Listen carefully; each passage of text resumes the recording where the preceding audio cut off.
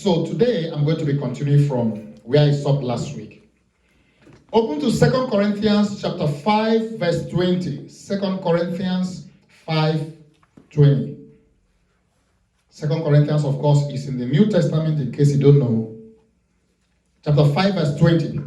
Therefore, we are ambassadors of Christ, or for Christ, God making his appeal through us. We implore you on behalf of Christ, be reconciled to God. Father, we thank you because your word is always true. As we hear your word this morning, speak to us in the language we will understand. Open our ears to see the things in your word you want us to see. Open our eyes to see the things you want us to see, and open our ears to hear the message, the rhema you have for us. Anoint these lips of clay that I will declare your word as an oracle of God. Glorify Jesus this moment. I cover everyone here in the blood of Jesus, and I declare the enemy will not rob anyone, even those who are watching. I declare the enemy will not rob them of their blessing. Speak to us in the language we'll understand, and glorify Jesus this morning. Satan, I take authority over you. I bind every spirit of destruction, and I banish you to the pit of hell. Father, be glorified this morning. In Jesus' name we pray, and everybody says amen. Amen. I want to continue the message. Hopefully maybe I could conclude it today, or if not by next week, on the ambassador of Christ. Last week we began talking about how we as believers are ambassadors of Christ, and we read from the scriptures where Apostle Paul said that we are ambassadors of Christ. So it's not just a title that we can we want to use if we just think we are going to use some title.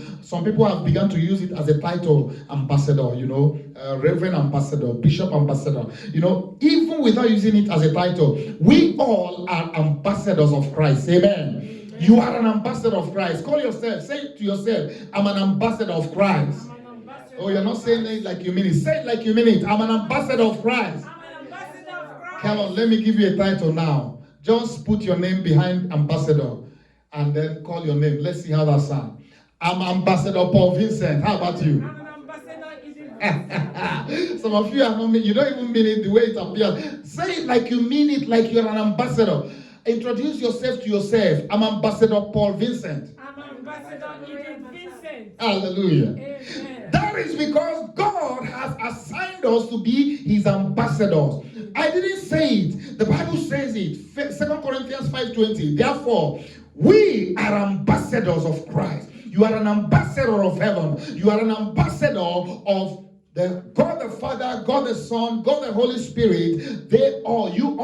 We represent them in our lives, in our families, wherever we are. So last week we began talking about some things. Let me give a quick recap for those who might have missed it, or who were not here last week, or who may be watching who didn't follow the message last week. So we started by saying that ambassador is an officially sent person. He is officially sent. He doesn't go to a nation. He goes there because his nation officially sends him. And we read from John chapter 20 verse 21. Again, Jesus said, peace be with you. And as the Father has sent me, so I'm sending you. God the Father sent Jesus. Jesus came into the world. Can you just leave the Bible alone and listen? Just leave it alone. Listen. When you get home, that's the time to find the scripture, to know where the Bible is. When I'm preaching, it's time to listen. Even though I quote the Bible, I want you to get to it. If you can't get to it and I've moved on, just leave it.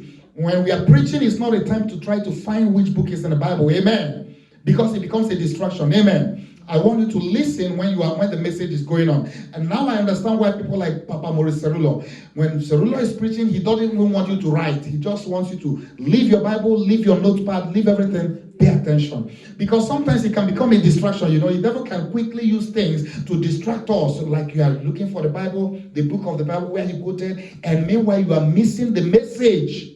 So we need to be careful about the strategies of the enemy. Praise God. So once I quote a scripture, if you're not able to get it, just listen. I do read it. Just listen to me, read it. And when you get home, you can now try to find out where the book is in the Bible, or that verse of the Bible. Or you can write it down and get to know where exactly it is. Amen.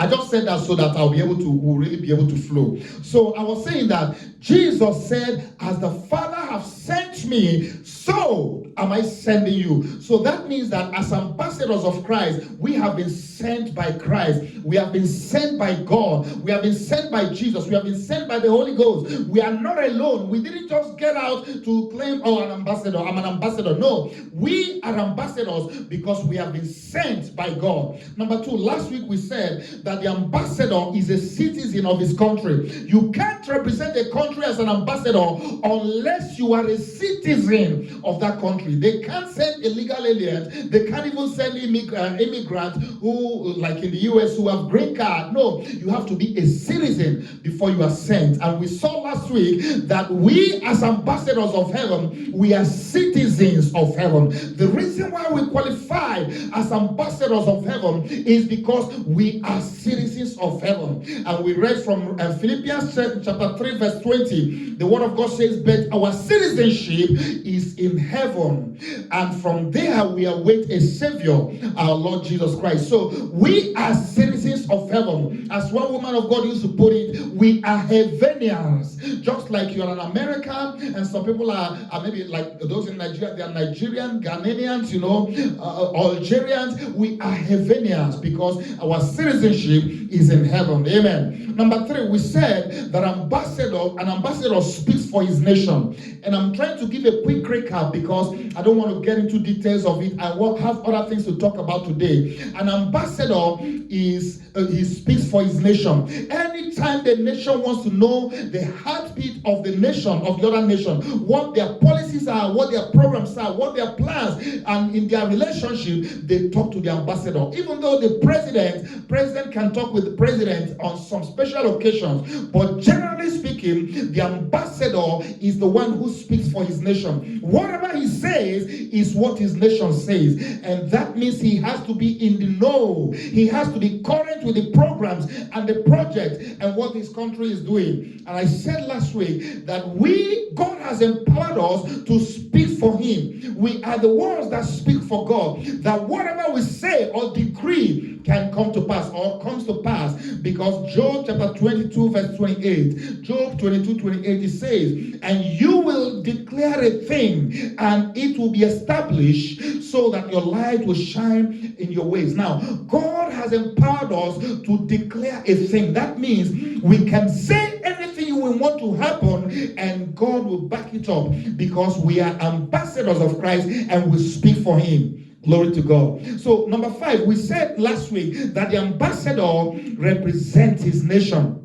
It's not about him. It's not about, he may be a tall or short man, he may be educated or illiterate. No matter his position, no matter how he looks, even if he's an ugly looking man or woman, it doesn't count. He doesn't represent himself. It's not about him anymore. The moment he steps into the country where he's going to be representing his own home nation, he is now the person representing that country. Anyone that sees him sees his country. And we as ambassadors of heaven, of Christ, when people see us, they should be seeing Christ. When people see us, they should be seeing God. God the Father, God the Son, God the Holy Spirit. They should be seeing the kingdom of heaven, because that is who we represent. It's no more about us anymore. Galatians chapter 2 verse 20. I have been crucified with Christ. Nevertheless, I live. It is no longer I that live, but Christ that lives in me. So as ambassadors of Christ, we are now the ones living. We are no more the ones living, but Christ is living in us. And we are the ones that represent Jesus. And anybody that wants to see God, that wants to see Jesus, that wants to see the kingdom of God, should just look at us, because we represent his kingdom. Amen. Number 5 or 6, last week we said that the ambassador is empowered to sign treaties. Ambassador signs treaties, which means that God doesn't have to come from heaven to sign any treaty, any agreement, any arrangement, any bilateral agreement with any nation, any people. He has authorized us to sign treaty, just like an ambassador signs a treaty on behalf of his nation. And whatever he signs goes into effect, becomes law. It becomes something that is legally binding. It's like a contract whereby there is a legal binding among the two nations once the contract is signed. It's as if the president himself signs the treaty once the ambassador signs it. And we saw in Matthew chapter 16 verse 19, Matthew 16:19, Jesus says, I will give you the keys of the kingdom of heaven, and whatsoever you bound on earth, it will be bound in heaven, and whatsoever you loose on earth will be loosed in heaven. So that means that when you are empowered as an ambassador to sign treaties, every time you sign a treaty, every time you make authority or a decree, when you bind something here on earth, it is bound in heaven. When you lose something here on earth, it's loose in heaven. Jesus has empowered us, and that is what I call delegated authority. He has delegated authority to us to execute things. That means that when you come across a situation and you see the devil doing anything, acting up, you don't need permission from God again. Come on, listen to this. You don't need permission from God to cast out the devil. You don't need permission from God to deal with the devil. He has given you the authority, delegated authority. He has empowered you as the ambassador to act on his behalf, to sign treaty on his behalf, to take away things on his behalf. So when the devil is acting up, you call against him. Don't call on God, because God has given on you the authority. Take authority over him. Say, Satan, I bind you in the name of Jesus. I command you, take your hands off this person. If it's in a situation, if it's a person, if it's in your life, in any situation, you have the authority. Jesus has given us the key. He says, whatever you bound on earth is bound in heaven. And whatever you lose on earth is lose in heaven. Hallelujah. Is this 6 or so? Number 6. Last week we talked, I think this was the last point I made last week. Last week we said that the ambassador has diplomatic immunity. He has diplomatic immunity. That means that anywhere he goes, he cannot be arrested in that country. I'm sorry to say this.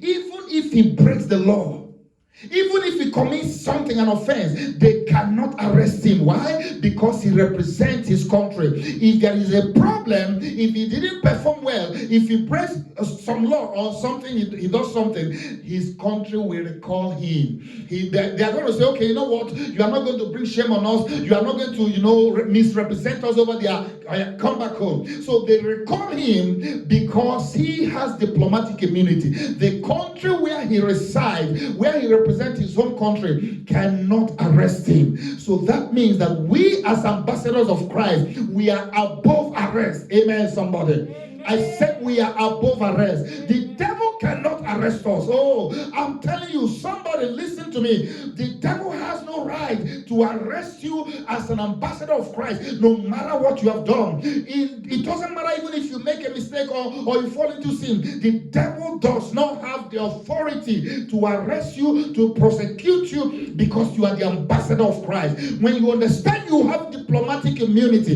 it will make you more confident in the way you live as a child of God. It will make you not to feel like you are a victim. You will understand that you are a victor because you have diplomatic immunity. And we read the scripture last week, Luke 10:19. Luke 10:19, I have given you, Jesus speaking, I have given you authority to trample on snakes and scorpions and to overcome all the powers of the enemy, and nothing shall by any means insult you. When he means nothing, he means no demon, no devil, no unclean spirit, nothing. No witchcraft, no power, occultic power can hurt you. Why? Because you have diplomatic immunity. Glory to God. Amen. Now, that was a quick summary of what the message, what we talked about last week. And I want to get to the heart of today's. The next point I want to make about the ambassador is that the ambassador moves with escort. When I talk about escort, escort in the context of security. He has a special security he moves around with. The ambassador doesn't just go around or drive around.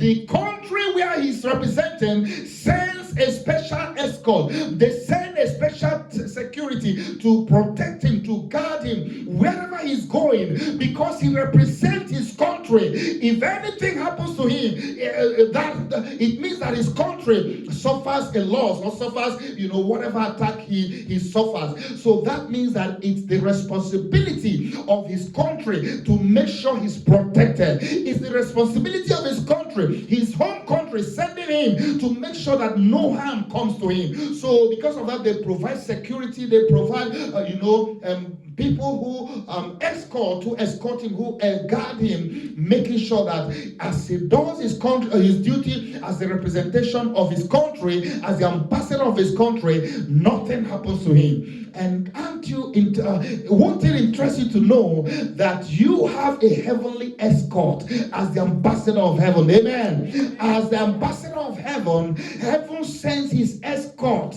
There are angelic escorts that goes with you wherever you go because you are the ambassador of Christ. Look at this. Psalm 91 verse 11. Psalm 91 verse 11. And he will give his angels charge concerning thee, to guard you in all your ways. For he will command, as this translation says, he will command his angels concerning you to guard you in all your ways. Psalm 34 verse 7. Psalm 34 verse 7. The angel of the Lord encamps round about those who fear him and deliver them. I love the fact that everywhere I go, I have angelic bodyguard following me. You have angels watching over you. That means wherever you go, when you go to Walmart, if God opens your spiritual eye, you will see this spiritual reality. When you are going, the angels are watching. They are following you with their sword and the glory of God and the shining light. They are going with you. When you are driving in the car, they are driving. They are not just inside the car. They are hovering. They are flying. They just fly. They have wings. They are traveling with you. Both you and the car is protected. That is why no accident can come near you this year. Oh, somebody is not listening. I said no devil can attack you with accident this year. Even when he tries, the angel of God protects you from every accident and disaster, that it will not come near you. So when you see in the realm of the spirit, you will see yourself moving and you will see your bodyguard, your angels. Why? Because you are the ambassador of Christ. You are the ambassador of heaven. You have guardian angels following you. You have those that have been assigned, angels that have been assigned by God the Father, God the Son, by Jesus, to guard you, to protect you, so that no evil shall befall you. When the devil sends his demons to come and fight you, maybe you are sleeping. Do you know, even when you are sleeping, the angels are there watching over you. Oh, I'm telling you, you have no idea what God has done and what God is doing. When you are sleeping, the angels are standing there. They don't sleep. They are not spirit. They are spirits, so they don't sleep. They are just standing there watching you with their sword. Amen. And in the dream world, and your spirit is just going place to place, the angels, because they are spirit, they are there with you in the spirit, watching over you. And when the devil tries to, demons or whatever, witchcraft, they try to attack you, you see the angels show up and fight your battle, because you are an ambassador of Christ. In the world of this world, we send bodyguard to watch over the ambassadors. How much more God himself? I'm glad to tell you, somebody, you have angelic hosts. You have angels, not just ordinary angels, even warrior angels. Number one, we all have guardian angels following us, watching us. But then there are times when God says warrior angels, especially when we go through battles, especially when you are fighting battles. It depends on the assignment you have. If God sends you, for instance, go to Pakistan and preach my word, or go to Afghanistan, where you already know there is so much danger. Every time you go on such assignment, it's not just the guardian angel that follows you, that watches over you. God will send other hosts of warrior angels, because he knows that you are going into a danger zone and the devil may want to fight, and God will make sure that you are protected. Why? Because you are the ambassador of Christ. Say to yourself, I have angelic escort. Oh, I'm telling you, you don't believe what you are saying. You will have been saying it more lively. I have angelic escort following me everywhere I go, watching over me, Everywhere I go, warrior angels of God, guardian angels of God, they are watching over me. Hi, angel. Hey, just talk to your angel. Hi, angel. I know you are still there. Look behind you and talk. They are behind. They are standing behind you. They are watching over you. Hi, angel. I know you are there. I'm sure they are laughing right now. Even though you don't see it, and some of you maybe you don't believe it, but I'm telling you spiritual realities. These are, and you know, the Bible says the natural mind receive not the things of the spirit. To him, it's foolishness because they are spiritually discerned. When you talk of spiritual things, it doesn't make sense to the mind. So when I said the angels are there watching over you, say to them, hi, angel. And some of you might be saying, I mean, that's stupid. What is he talking about? Nobody is there. That's what people say in their mind. I'm telling you, you may think everybody thinks like you. There are people who think when we do spiritual things, to them it's foolishness. But the thing is that the reality is that you can actually talk to your angels. You can give them command. You can commission them as to go and do an assignment. You see, many times we pray in the church and we give the angels an assignment. If there is a battle going on, you can deploy one of my books. Run to the battle, how to deploy spiritual, angelic assignment, deploying them to fight the battles of life. You can actually deploy angels to go fight your battles. So when there are battles going on, you can say, thou angel of God, I send you now to so place to go and fight. I have a battle. There's a spiritual battle going on in my life. Thou angel of God, go and fight the battle. They just take off and go fight on your behalf. And God gives you the victory. So as an ambassador of Christ, we have escort, we have protection, we have guardian angels, and we need to learn to utilize them. Amen. For the angel of the Lord encampeth round about those who fear the Lord. The angel, the ambassadors of Christ. Hallelujah. Amen. Once again, say to yourself, I am an ambassador of Christ. Oh, say it like you mean it. I'm an ambassador of Christ. And I have angelic escorts. They are watching over me wherever I go. Thank you, Lord. The other thing about ambassadors I want to talk about is that the ambassadors represent their an ambassador represents ties to their country. Yeah, they represent ties. That means anytime there's an ambassador in a country, that means that that country has diplomatic ties to the other country. Do you know that anytime a nation wants to break up their relationship with the other country, the first thing they do is to recall the ambassador? Anytime there is a diplomatic dispute between two countries, the first way you know that the relationship is now sour and they no more have any relationship is when any of those nations recall their ambassador.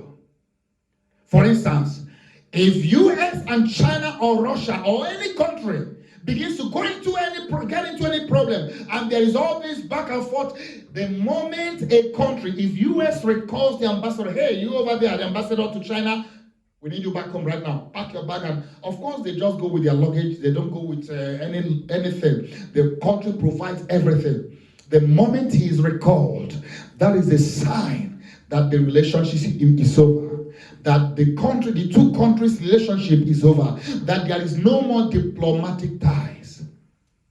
So as long as there is a relationship between the two countries, as long as there is a diplomatic tie, there must be an ambassador in that nation. What does that mean? That means that as long as we are in this world, as long as we as ambassadors of Christ remain in this world, there is hope for this world. That means that the earth still has diplomatic ties with heaven. Somebody's not listening. I said there is a diplomatic tie between heaven and earth. God still have a relationship with humanity as long as we as ambassadors are still here in this world, because we represent the kingdom of God. We represent the kingdom of heaven. We represent Christ. We represent God the Father. And we are his ambassadors. That means that there is a tie. There is a diplomatic tie between heaven and earth.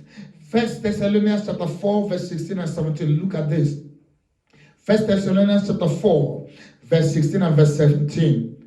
For the Lord himself shall descend from heaven with a loud command and with the voice of the archangel and with the trumpet of God. And the dead in Christ will rise first. Verse 17. And after that, we who are still alive and who are left will be caught up. That is when heaven will recall his ambassadors. And we will be caught up in the air. Amen. To be together with him in the cloud, to meet the Lord. And so shall we be with the Lord forever. Now, the moment a nation recalls his ambassador, that means that is the end of their relationship with that nation. They now become hostile. Actually, they can go to war.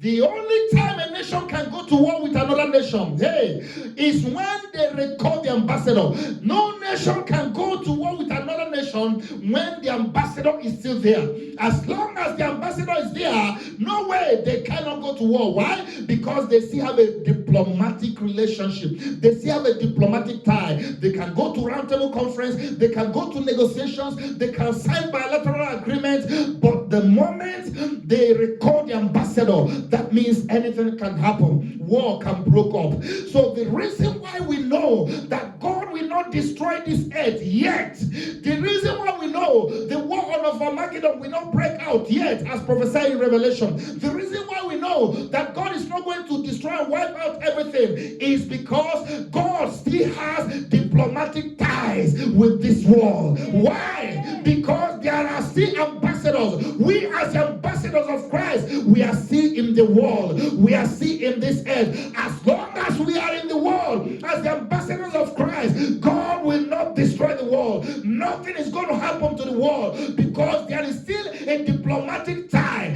between heaven and earth, because God's ambassadors are still in the world. But when God is ready to take out the world, to destroy the world, when God gets ready, the first thing he's going to do is to sever ties, is to sever diplomatic ties. And what does he do? The first thing he's going to do is to recall his ambassadors.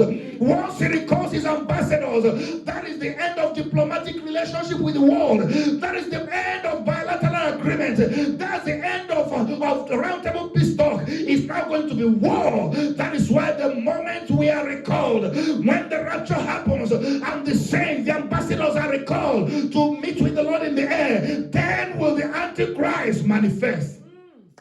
Then will war begin to happen. After the tribulation and the war of Armageddon, then you are going to see heaven and earth, God and the devil, God and the world system go to full-blown war, because there is no more diplomatic ties. There's no more diplomatic relationship, because the ambassadors have been recalled, and there's no person anymore representing heaven on earth. I've come to tell you, as long as we are in this world as the ambassadors of heaven, God is not going to destroy this world. Somebody is not listening. I said, as far as we are in this world as the ambassadors of heaven, God will not destroy this earth, because we are representing him. But when he's ready to take care of this world, to fight battles with him, to take out humanity, he's going to sever ties with this world. He's going to break up diplomatic ties with this world, and he's going to do that by recalling his ambassadors. So watch it. Anytime the recall of ambassadors happen, anytime the rapture begins to take place, that is when you know that it's now time for trouble in this world. It's now time for God to pour out his wrath in this world. It's now time for people to see the other side of God. It's not the side of mercy anymore. It's not the side of love anymore. It's the side of judgment. It's the side where he becomes a consuming fire. It's the side where he begins to destroy people, destroy nations. There are things that we talked about in Revelation that can only happen after the diplomatic ties have been severed, after the ambassadors have been recalled. I pray for you today. May you, as the ambassador of Christ, may you not miss being recalled. May you not miss the rapture. May you be caught up in the air when the ambassadors are recalled, when the saints, the popular song that used to be sung, when the saints are called up yonder, when the saints are called up yonder, when the saints are called upon when the saints are called up yonder, I'll be there. I pray for you today. May you be there when the saints are called up. May you not miss the rapture. Say to yourself, Father, oh, pray from your heart, Father, help me, Lord, as your ambassador, that I may not miss the rapture. When the rapture comes, may I not miss it. When death comes, may I not miss your help, your presence. May I not miss heaven. Help me, Lord, to represent you well as your ambassador, so that when the time comes, when you recall the ambassadors, I will be recalled because I represent you. May I not fail in representing you. May I not misrepresent you. Help me to represent you very well as your ambassador, so that at the last day I can see you face to face. In Jesus' name. Amen.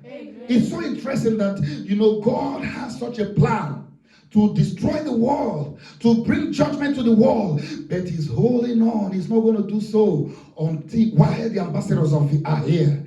Until when he recalls the ambassador, then he can unleash his worst, his wrath, his judgment. When you see the US, for instance, when they had problems with maybe Iran, Afghanistan, any country they get to war, when you see the level of bombardment and the level of destruction, that is because they have no more tie with those nations. So they can really afford to wipe out the nation and then help them rebuild from scratch, because no more relationship. But as long as the relationship is there, no matter what the country does, they try to have negotiations, they talk, there's roundtable conference, there's bilateral talk, bilateral agreement, so that they can see how to resolve issues. God has been having bilateral agreement. He has been having bilateral talk. He has been inviting us, humanity, for a bilateral meeting and asking us, as he said in Isaiah 1:18, come now, let's reason together, says the Lord. Though your sins be as red as crimson, they shall be as white as wool. That is God inviting humanity to a bilateral meeting. That is God inviting us for a roundtable conference, because his ambassadors are still there. He can't afford to do anything. But a time will come when that door will close. A time will come when he will sever that relationship, and then he will launch out his full wrath and his full judgment. May we not be part of that in Jesus' name. Amen. And finally, as I begin to round up, the ambassador can be recalled. An ambassador can be recalled, especially when he misrepresents his country. If the ambassador is out there doing something or doing his own thing, remember, he is not representing himself, he's representing his nation. But when he's out there doing something wrong, misrepresenting his nation, and the news gets to the government that, hey, this was this guy, he's supposed to be the ambassador, but he goes about clubbing, he goes about drinking, he goes about, doing all sort of things and bringing reproach to the nation. He's misrepresented. The first and main thing the country would do is to recall him. As simple as that. Because he's misrepresenting his nation.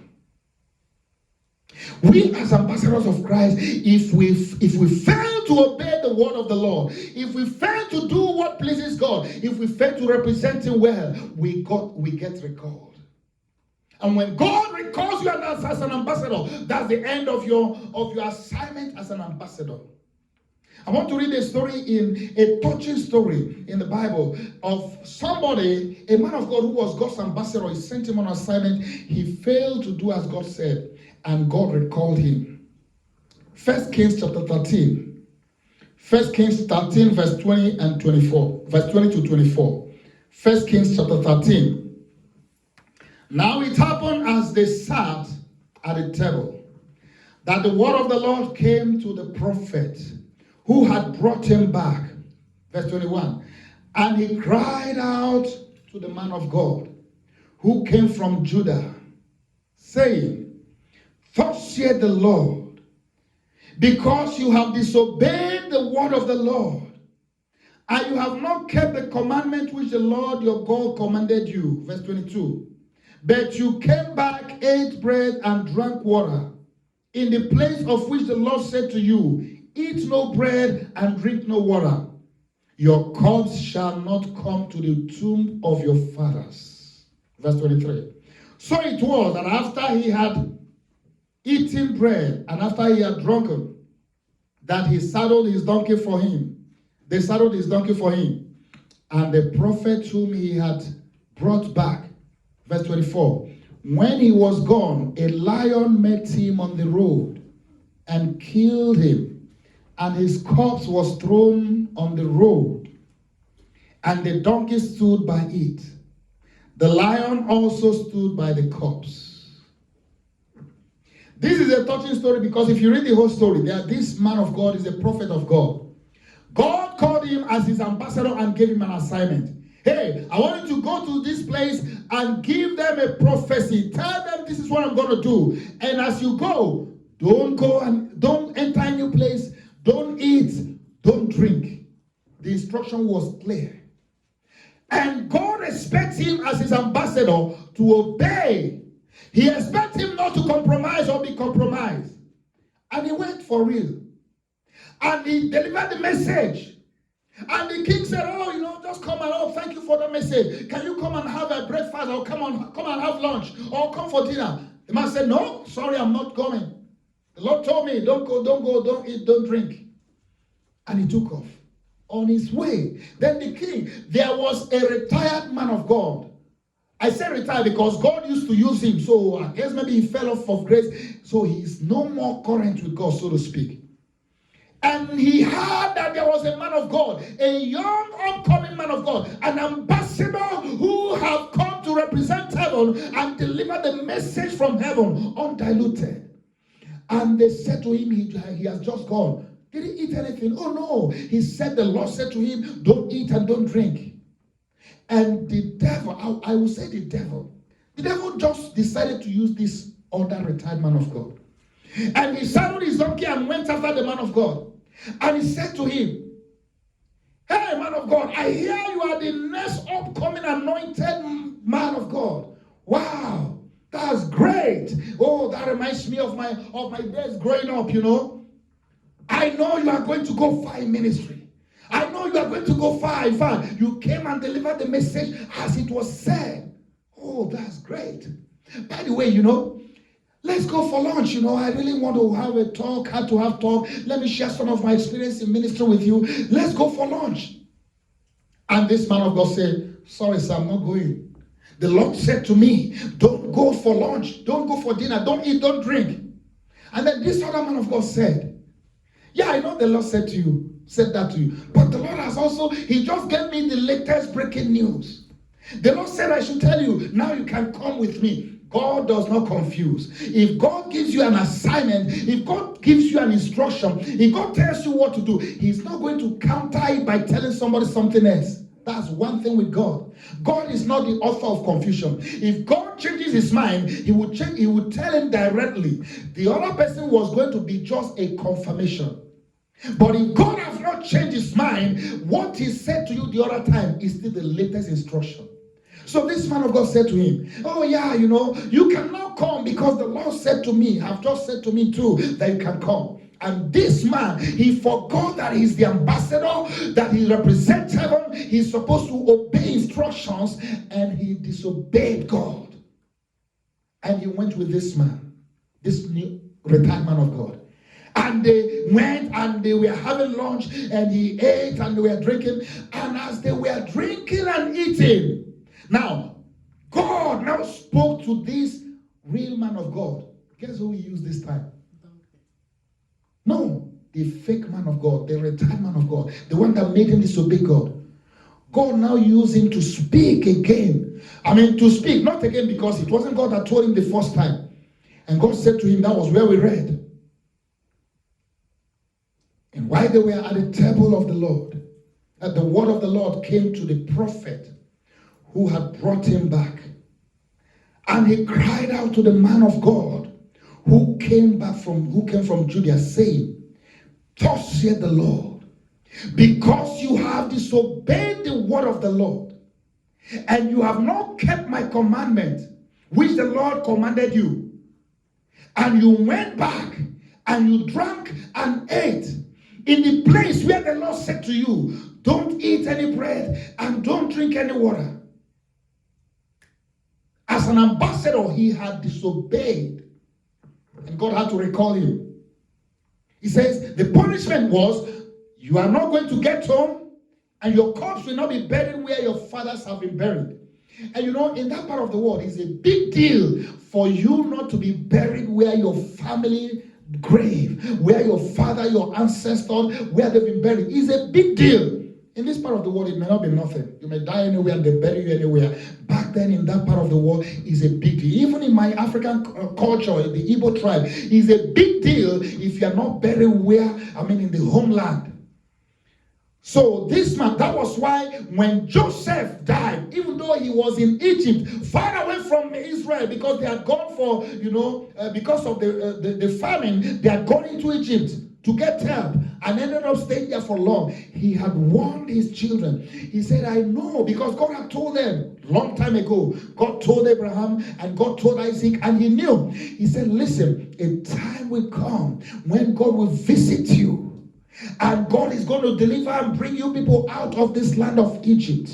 When that time comes and you are leaving Egypt and going to the promised land, please take my bones, even though I may have been long dead a long time ago, take my bones with you. When you get over there, bury me over there, because I don't belong here. This is Egypt. This is not a promised land. I must be in the land where my forefathers were buried. It's a big deal for them to be buried where their ancestors have been buried. That was why when they were living in Egypt, one of the greatest treasures they carried was the bones of Joseph. Because Joseph had given them instructions hundreds of years before he died, that when you guys are done and you are living here, take me and bury me over there. So this man of God was hoping to get home and maybe take shower and have a nap and continue his ministry until he fulfills his ministry many years later, and then he will die and be buried with his father. But the punishment for disobeying the word of the Lord, God, heaven recalled him. Says, you know what? We don't need you to be an ambassador no more. Come back.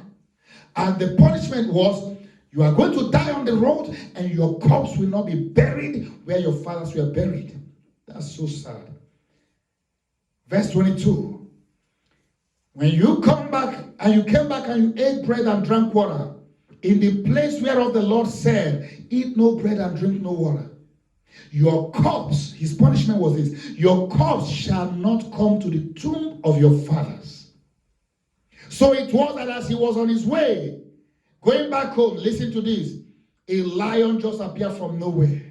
The lion did not attack the donkey that was carrying him. The lion attacked him and killed him.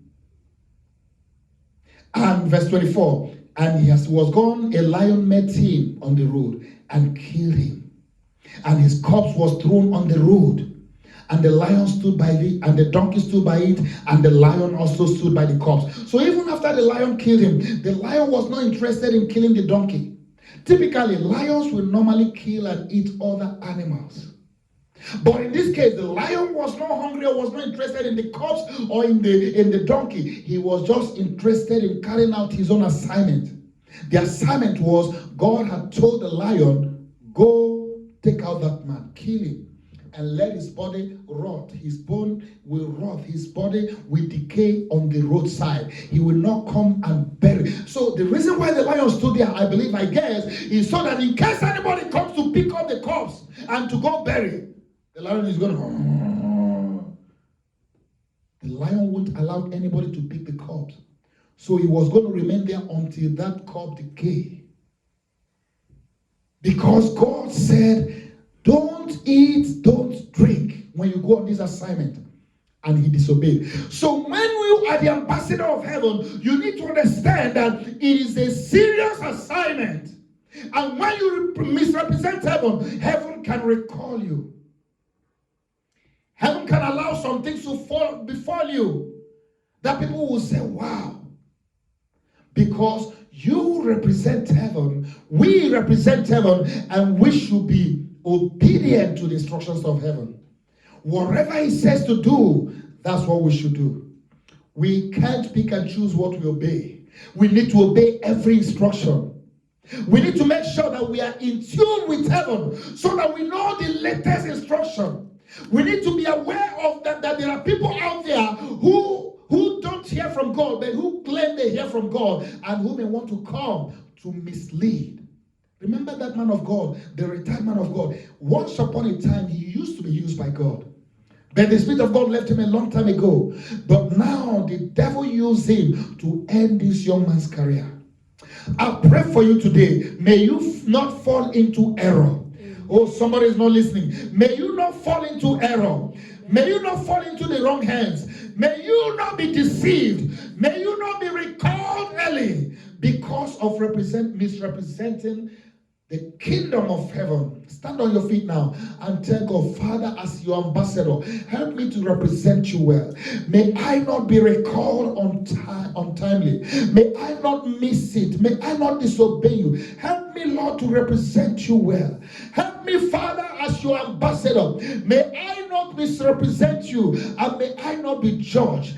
I ask for your mercy today. Everything that may make you, Lord, to unleash your judgment and your anger upon me, for any way I have misrepresented you, have mercy on me, O God. Forgive my sins. Just tell him now, Father, forgive my sins.